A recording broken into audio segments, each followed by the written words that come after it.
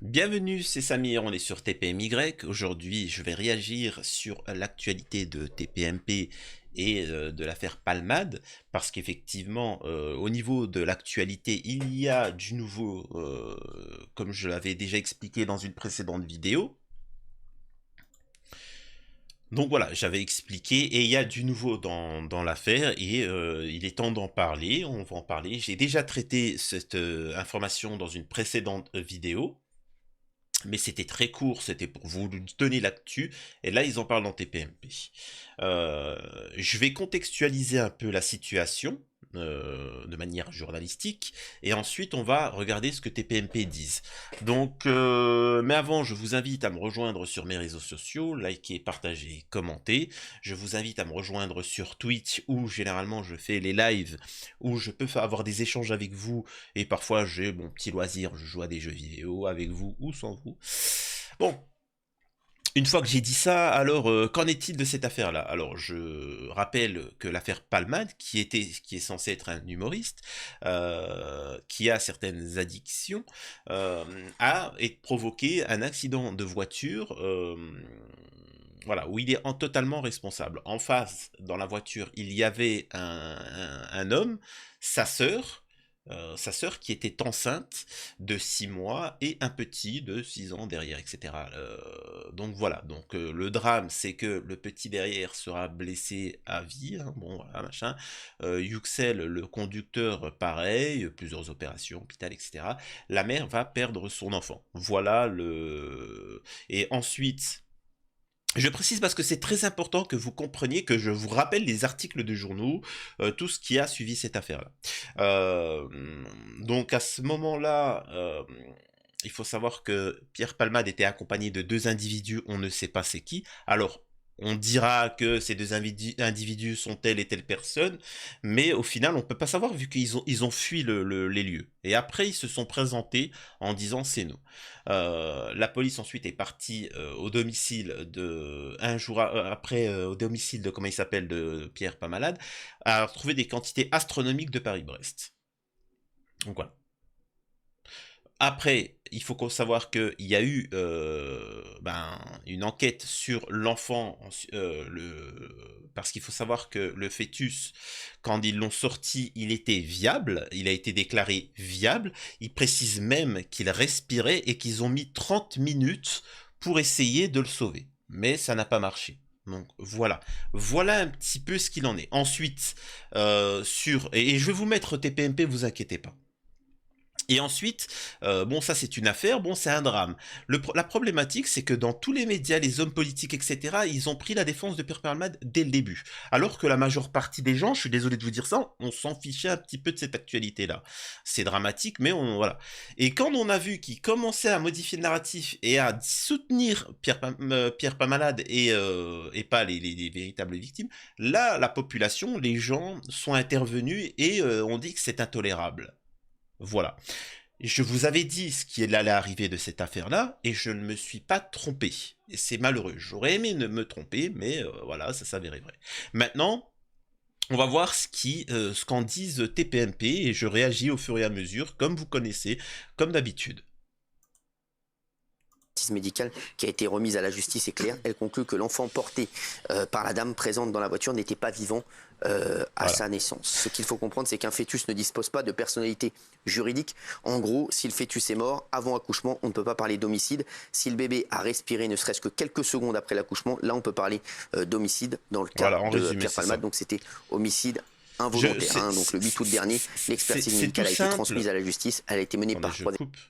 C'est tout simple, sachant que il y a eu plusieurs enquêtes. À chaque fois, ils ont conclu que les secouristes ont précisé qu'ils pendant une demi-heure, ça faut voir les anciens articles, etc. Ça c'est l'actualité, si vous vous en souvenez bien.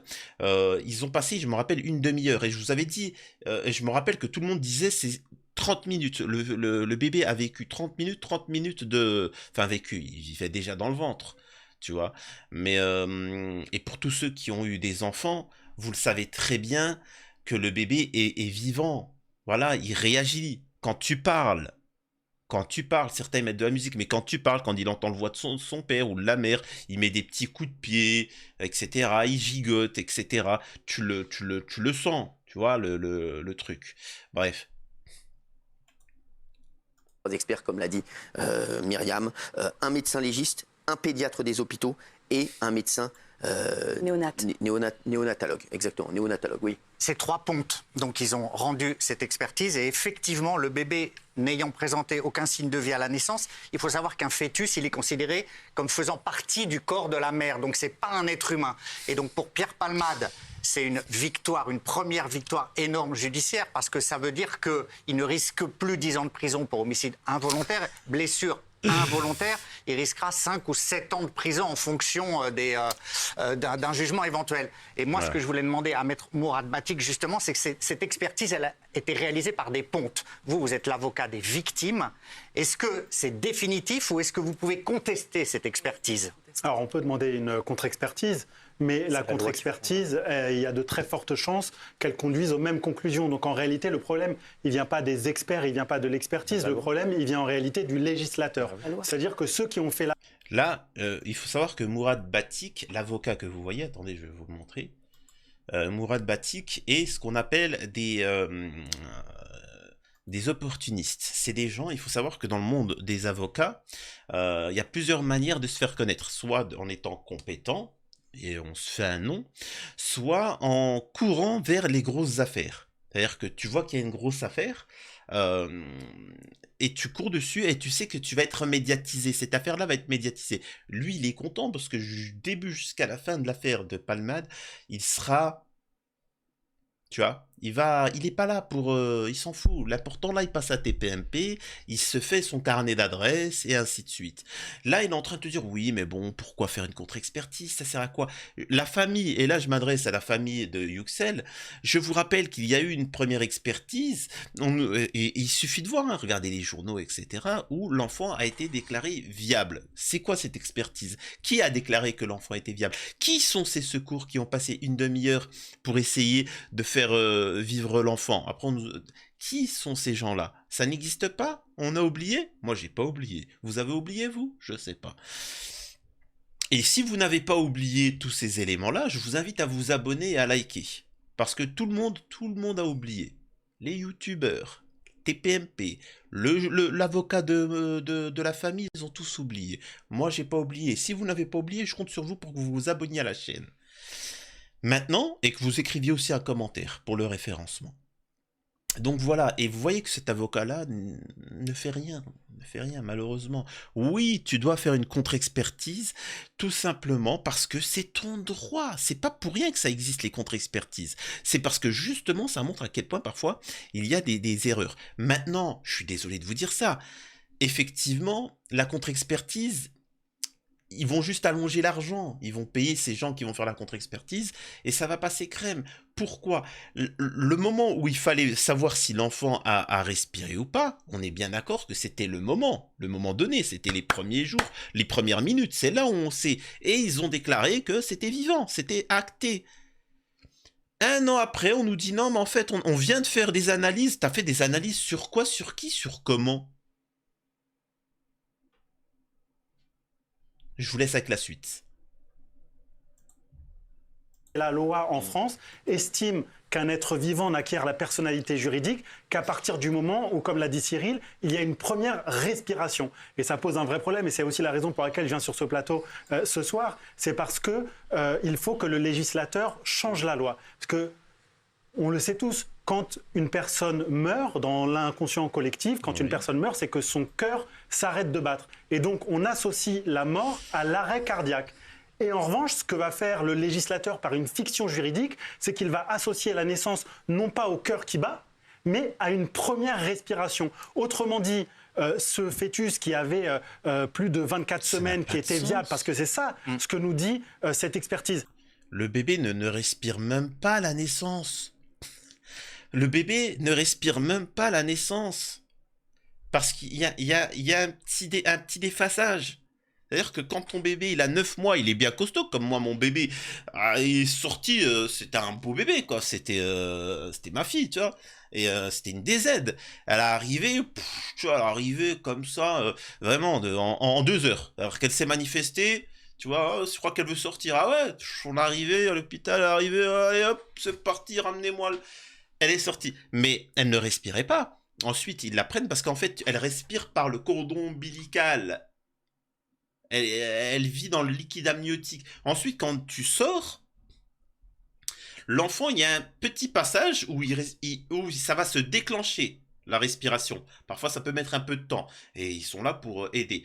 Et parce l'enfant a encore du liquide amniotique dans les poumons, dans ses petits poumons de bébé, etc. Et voilà, ils vont recracher ce liquide amniotique et respirer. Voilà. Et c'est pour ça d'ailleurs que l'enfant pleure. Parce que ça brûle, hein. C'est la première fois que c'est une respiration comme ça, Donc, même à la naissance, il ne respire pas. Et pourtant, il est bien viable. Il est viable de chez viable, hein, je peux te le dire. Donc, je te dis, c'est pas viable cet argument de ne pas respirer. C'est pas viable, mais bon. En fait, pour qu'un enfant acquiert la personnalité juridique, il faut qu'il soit né viable et vivant. Viable, on dit, il n'y a pas de difficulté. Il avait plus de 24 semaines, il pesait plus de 500 grammes. En l'espèce, il pesait 1 kilo. Et puis, c'est un enfant qui allait naître. Les parents avaient prévu de lui donner un prénom, sa chambre était prête, il avait des jouets, des doudous, tout était prêt. Donc, il était viable. Et on dit... Alors, pour un avocat, t'es un peu particulier. L'enfant, la petite, elle s'appelle Soline. La petite, elle s'appelle Soline. Je sais pas si tu es au courant, toi qui es l'avocat de la famille, les mains dans les poches. Moi qui suis youtubeur et qui commente l'actualité de manière journalistique amateur, je sais comment s'appelle l'enfant et tu ne le sais pas. Elle s'appelle Soline.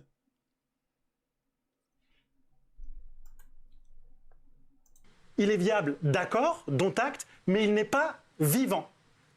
Or, ce que l'expertise nous dit, c'est qu'il n'est pas vivant directement lié à l'accident. Mais effectivement, on est dans une situation tout à fait ubuesque et absurde où une personne, en l'espèce M. Palmade, ne peut pas être poursuivi pour homicide involontaire parce que le fœtus n'a pas acquis la personnalité juridique. Comment réagit vos clients ? Pourquoi on en parle ? C'est parce que c'est extrêmement important dans l'affaire. Hein. Les premières analyses avaient pourtant affirmé que le fœtus serait né, je cite, viable et vivant à 22h18 le soir de l'accident par une césarienne. Ça, c'était les premières analyses.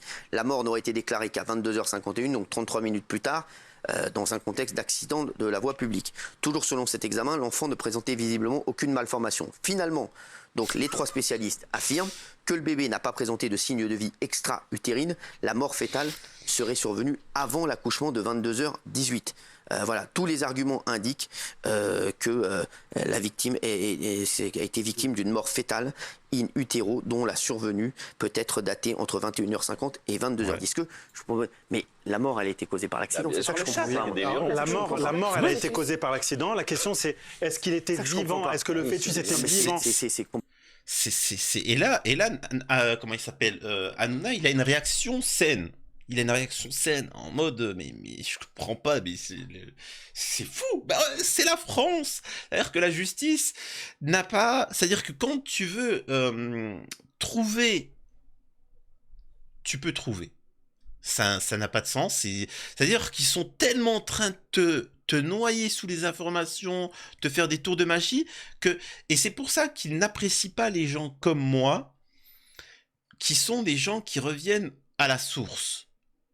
Le bébé, il allait arriver, il avait 6 mois, tu es la cause de sa disparition. Point. Ouais, mais tu sais, tu vas dans un contexte de... Le bébé allait naître. Point. Et c'est tout. C'est un peu ce que dit Cyril Hanouna et c'est plaisant. Tu vois. Non, mais c'est absurde. Sur la tête, c'est complètement absurde. Et il n'y aurait pas eu d'accident, le bébé, il serait là. Exactement. Ah oui, parce qu'on est 8 mois plus tard, le bébé, il serait là. C'est lié à l'accident. Il faut que le législateur change la loi et il faut que on peut. Regardez, on va prendre... Alors, Géraldine Maillet qui voulait intervenir, alors vous avez pas vu, elle voulait intervenir en disant mais il était musulman. Ah pardon, Géraldine Maillet, hey, Géraldine Maillet, oui. Pas sûr qu'ils étaient musulmans, je sais pas, hein, parce que je crois qu'ils sont arméniens. Je sais pas s'ils sont turcs ou arméniens. Puis arméniens, il y a beaucoup de chrétiens. Donc je ne sais pas sur la famille s'ils sont musulmans ou chrétiens. Je le tiens juste à préciser, hein, je ne sais pas, hein, et ça ne m'intéresse pas. Mais apparemment, c'est le sujet principal de Géraldine Maillet. C'est un choix. Hein.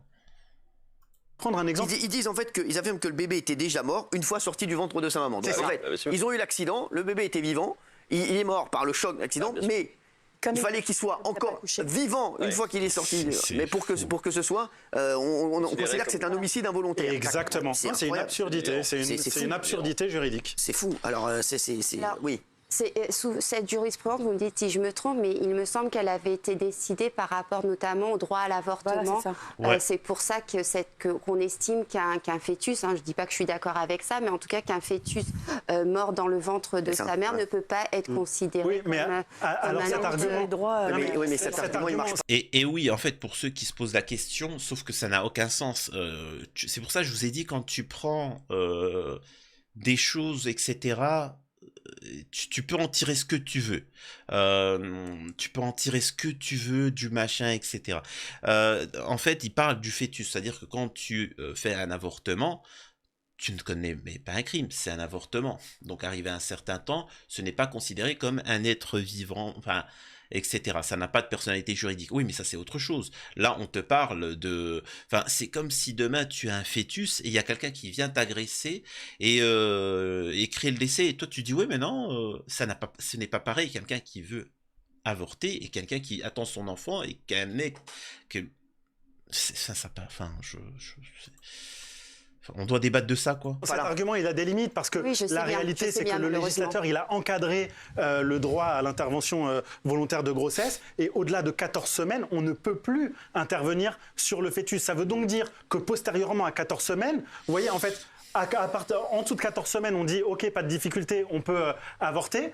À partir de 14 semaines jusqu'à la naissance, on est dans un espèce de flou artistique.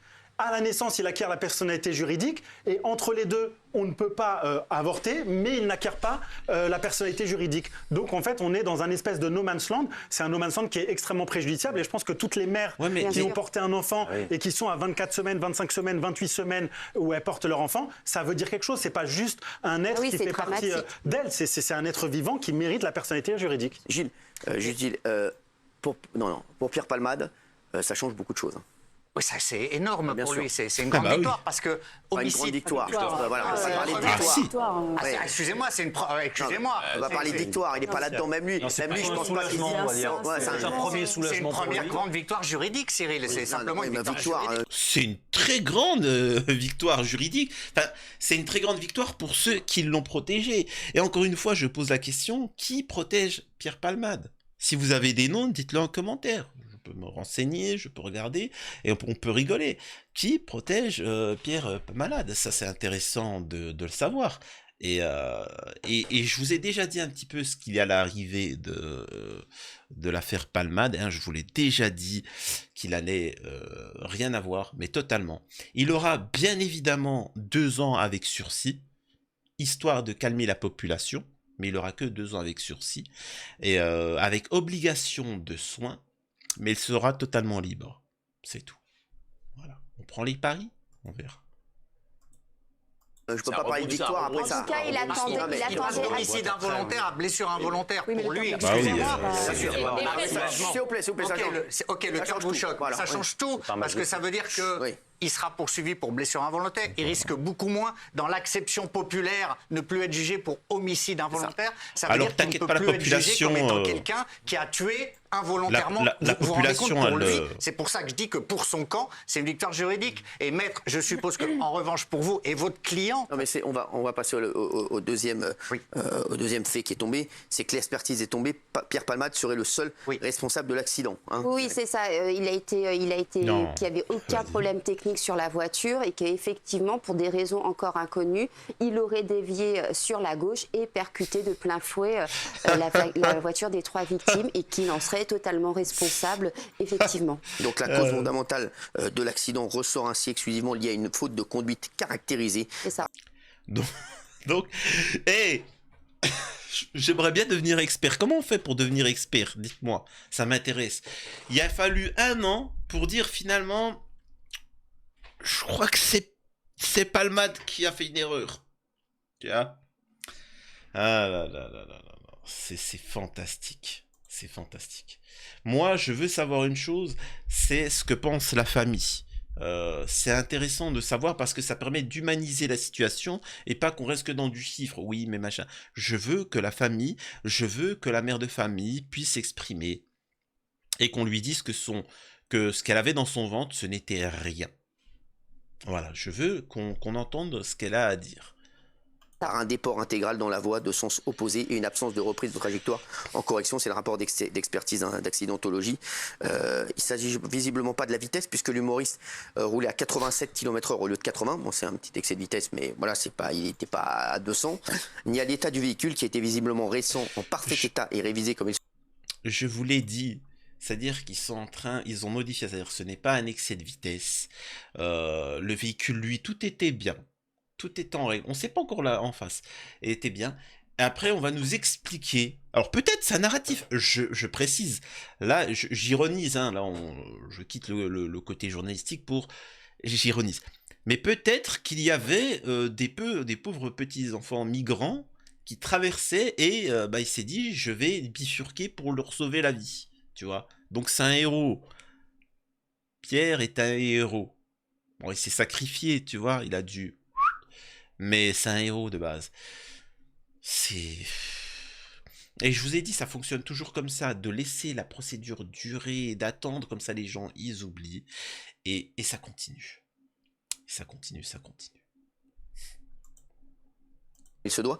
C'est uniquement le changement de trajectoire brutal qui a causé l'accident.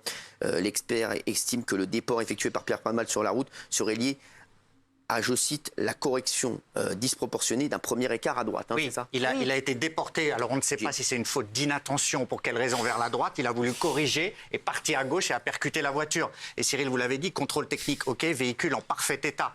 Donc là pour le coup, ça veut dire qu'il ne pourra plus, sa défense ne pourra plus dire que le véhicule était, par exemple, en mauvais état. On a également parlé d'un SMS qui aurait déconcentré Pierre Palmade. Vous avez entendu, hein, ils pourront pas dire que le véhicule était... Enfin bref. Et qui aurait pu être à l'origine de l'accident. Mais apparemment, l'expert ne trouve pas de rapport direct avec sa sortie de route. Hein.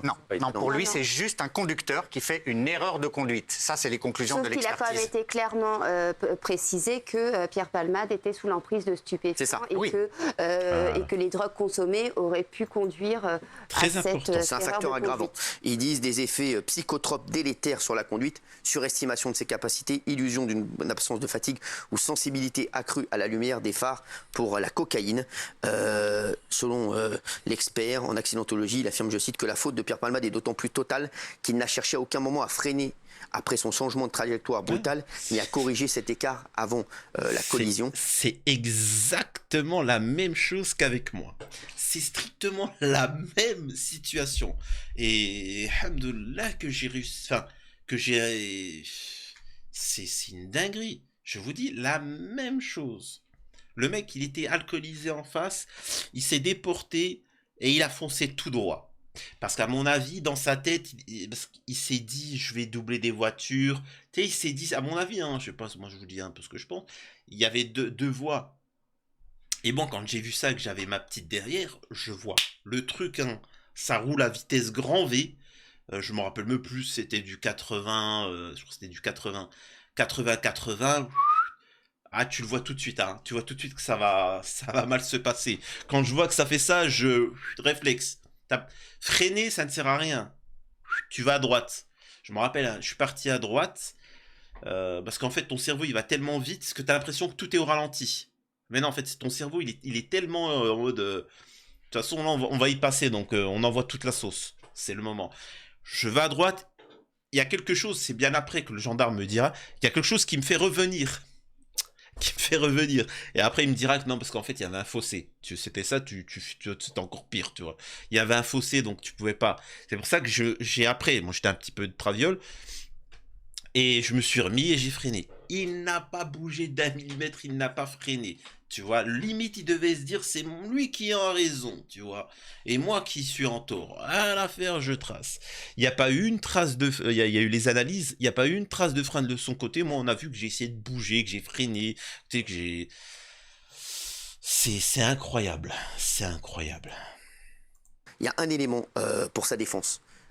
À Pierre Palmade, un élément qui est tombé, qui pourrait peut-être être important, c'est l'enfant qui était assis à l'arrière du véhicule percuté par Pierre Palmade, n'était pas sur un réhausseur. C'est ce qu'on a dit. Alors ça, c'est voilà. fou de parler de ça. Voilà. On rappelle que c'est obligatoire pour les enfants. Et ça Et donc... voilà. Je savais pas, mais c'était une sacrée bonne nouvelle. Et voilà. Qui sait encore une fois qui vous l'avait dit? Qui c'est qui vous l'avait dit? Dites-moi. Qui vous l'avait dit ça? Personne vous avait dit ça. Il y en a qui se sont offusqués, il y en a qui ont pris parti. Moi, je vous avais dit. Et j'en suis pas fier. Et j'aurais aimé me tromper. Je vous avais dit que tout tombera sur la tête de Yüksel. Yüksel sera l'unique responsable. Ce qu'ils ne savent pas, par contre, c'est qu'à continuer comme ça, c'est que Yüksel, au bout d'un moment, je vous le dis, il décide de se faire justice lui-même. Je vous le dis.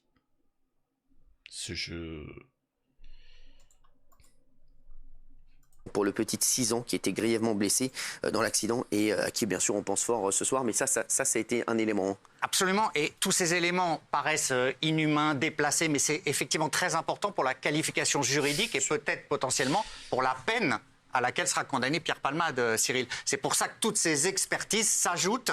Il y en a une qui est extrêmement favorable à Pierre Palmade, et le fait qu'il soit responsable comme conducteur potentiellement, il est présumé innocent, mais le fait qu'il soit potentiellement responsable, ça, c'est une charge accrue pour lui. Alors, Mourad Batik, est-ce que ces deux nouvelles infos dans l'affaire, vous qui êtes avocat des victimes, pour vous, c'est pas des bonnes nouvelles?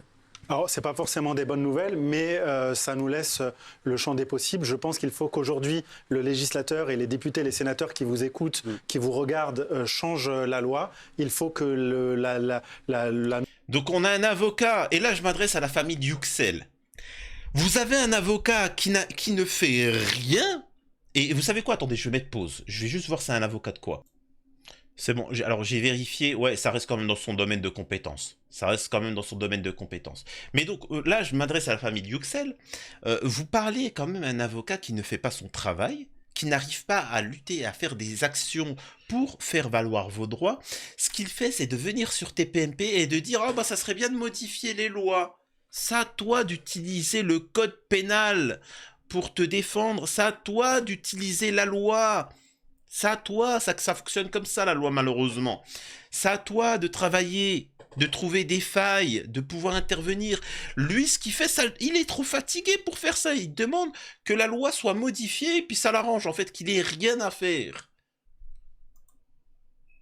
La notion de vivant soit liée à la notion de battement cardiaque et plus à la notion de respiration. Je rappelle, pour votre information, dans ce dossier, le cœur de l'enfant abattu évidemment in utero et abattu une fois qu'il y a eu une césarienne. C'est-à-dire que si on avait considéré qu'un être vivant l'est à partir du moment où le cœur bat, eh ben, l'enfant aurait été considéré vivant. On a considéré par cette fiction juridique qu'il fallait qu'il y ait une respiration. Il n'y a pas eu de respiration et donc pas de personnalité juridique pour Quelle a été la réaction de la maman Merci. Quand elle a appris ça? Écoutez, c'est une réaction de maman tout à fait normale. Je pense que toutes les mamans qui vous regardent ce soir peuvent comprendre. Réponds. Elle est dévastée, elle ne comprend pas cette fiction juridique qui nie la personnalité de son enfant qui était prêt à naître, qui était viable, qui était en bonne santé, qui était en tout point dans les courbes de taille, de croissance, de poids, pile là où il fallait. Donc évidemment et nécessairement, c'est quelque chose duquel elle aura beaucoup de mal à se remettre. Dans quel état est toute la famille là, 8 mois après l'accident? Chacun évolue différemment. Vous savez que le conducteur, lui, sort à peine de l'hôpital après de très nombreux mois et encore plus d'opérations. Donc voilà, lui, il est très heurté physiquement. Et on a du côté de la maman des séquelles psychologiques très importantes, très profondes, desquelles elle aura du mal à se remettre. Alors, on a vu qu'il y avait un élément qui était tombé aussi, c'est que l'enfant qui était assis à l'arrière du véhicule n'était pas sur un rehausseur. Pour vous, c'est ignoble. C'est pas une bonne nouvelle non plus. Non, mais pour moi, c'est un non-événement. On est du côté des victimes, on n'a pas à se justifier. C'est pas nous qui sommes sur le banc de l'accusation. Donc, on ne va pas commencer à se justifier sur des éléments pour lesquels on est parfaitement victime et un choc qu'on a subi et qu'on n'a pas demandé à Est-ce que ça peut jouer ou pas du tout? Non, ça ne jouera pas, puisque ça, ce sont des questions assurantielles, mais qui n'interfèrent pas dans la culpabilité ou dans l'information judiciaire qui a été ouverte. Alors, Yuskel, donc Yacout, le conducteur du véhicule percuté par Pierre Palmade, il est resté de très nombreux mois à l'hôpital. Il a encore de gros problèmes de santé. On lui a demandé de ses nouvelles. Ça ne va pas très fort pour lui, 8 mois après l'accident. Il n'a toujours pas repris une vie normale. Écoutez. Pour l'instant, je veux que je sorte de l'hôpital, mon agent, tout ce qui était maintenant. Il y a de douleur, peut-être c'est bientôt c'est opération aussi pour la fin. Je vais attendre mon rendez-vous, c'est reste de semaine. J'aimerais le dire, ben, bientôt je vais aller des psychologues aussi parce que ma tête est trop fatiguée. Voilà, donc il est encore extrêmement touché. Hein. C'est quelqu'un qui se levait le matin, qui travaillait, qui bossait, qui allait chercher son salaire, qui avait une vie rangée, normale et qui, depuis 6-8 mois, est alité, en train de subir des opérations tous les 4 matins. Donc nécessairement, aussi bien physiquement que psychologiquement, il est affecté. Il nous dit qu'il n'ose même plus parler, poser la question à sa belle-sœur qui a perdu son bébé, hein, Gilles. Hein. Oui, c'est l'état de santé de la famille psychologique et physique est très compliqué. Et est-ce que l'enfant a pu reprendre une scolarité normale? Est-ce qu'il est encore suivi? Est-ce qu'il a des séquelles? Il avait un corset, par exemple? Il est toujours suivi au niveau médical et au niveau psychologique, mais il reprend les chemins de l'école et le chemin de la scolarité. Très bien. Oui. Ouais, mais en fait, ça, c'est pas une raison. C'est oui, parce qu'on est obligé, c'est un enfant, enfin, il faut qu'il avance, peu importe. C'est normal ça n'a pas de logique ce qu'il raconte. C'est quand même dramatique. Vous la sentez? Est-ce que vous le sentez venir le truc? C'est que là, la victime commence à se justifier, à expliquer que oui, non, mais je vous assure que je suis vraiment mal. Regardez, oui, mais non, mais à ce moment-là, vous voyez comment ça commence à s'inverser petit à petit? Et ça, il n'y a que moi qui vous l'avais dit. Et qu'un jour, vous allez voir que la voiture de Yüksel n'avait pas le contrôle technique, qu'il y avait un Coran et qu'il est en train de réciter ou un machin comme ça. Vous voyez un truc comme... Ils vont nous sortir un délire comme ça. Retenez-le bien. Retenez-le bien. Est-ce que vous... Moi, j'ai une question qui peut choquer, mais est-ce que vous pensez, vu les expertises là, est-ce qu'il y aura vraiment un procès Pierre Palmade un jour? Ah oui, il y aura un procès. Oui. Évidemment, il y aura un procès. Il y a une information judiciaire qui est en cours. Il y a un magistrat instructeur, une juge d'instruction à l'espèce qui a été désignée sur ce dossier, qui procède à son enquête. L'enquête, l'instruction avance. Évidemment, je ne peux pas vous en parler parce que moi-même, je suis soumis au secret de l'instruction, mais le dossier avance. Myriam, la question, on a l'impression que les derniers éléments... Alors, je précise une chose. Oui, il y aura une enquête. Oui, il y aura un procès, mais à quelle teneur? À quelle teneur, voilà, et là ça sera juste un truc pour calmer la population. Ce qu'il faut comprendre, c'est que tout ce qui se passe à l'heure actuelle, c'est pour vous calmer, vous. Uniquement vous. Qui tombent sont plutôt favorables à Pierre Palmade. Oui, les derniers éléments sont plutôt favorables à Pierre Palmade. Après, bon, voilà, il y a toute la dimension morale. J'imagine, je me mets dans la tête des spectateurs, ça peut paraître extrêmement injuste que cette expertise, en tout cas, décide que... Non, ça ne paraît pas injuste. C'est totalement injuste. Il ne sera pas inculpé pour homicide involontaire. Poursuivi pour homicide involontaire. Exactement. Donc c'est vrai que c'est complètement ubuesque ce que vous nous racontez. Je vous jure. On comprend que ça puisse être mis en place dans les cas d'avortement. Mais après, la justice doit s'adapter, je pense, à chaque cas. Et là, c'est vrai que c'est un cas qui est complètement différent. Aujourd'hui, le truc la seule question qu'il faut se poser, c'est est-ce que le bébé serait vivant aujourd'hui sans l'accident? Et vous avez la réponse, Cyril. On a la réponse. Mais même dans l'expertise, il y a la réponse, puisqu'ils disent que le bébé était viable et qu'effectivement, l'accident est à l'origine des différents traumatismes qu'a subi la maman et qui ont conduit à l'accouchement précocement de l'enfant. Voilà, donc c'est curieux. Écoutez, on va suivre cette affaire de très près. Merci, en tout cas, Mourad, merci Myriam d'avoir... Voilà, donc vous avez pu voir au final ce qu'il en est. C'est juste ignoble et regardez comment c'est du fait que vous soyez puissant ou faible. Regardez, la justice, elle va s'appliquer de manière différente. Je peux voir beaucoup de gens qui ont pu être derrière les barreaux pour des choses futiles. Regardez Morandini, regardez toutes ces personnalités-là. Ils n'ont aucune crainte, ils peuvent faire tout ce qu'ils souhaitent. Par contre, vous, ça sera terrible. Du moment où vous manifestez ou autre, la justice sera implacable avec vous. Donc voilà, c'est aussi simple que ça. Est-ce qu'il y a besoin encore de vous le répéter, de vous le prouver? Non. C'est évident. Maintenant, ce qui reste à faire, c'est, je l'ai déjà dit dès le début à la famille, il faut qu'ils se concentrent sur l'indemnisation.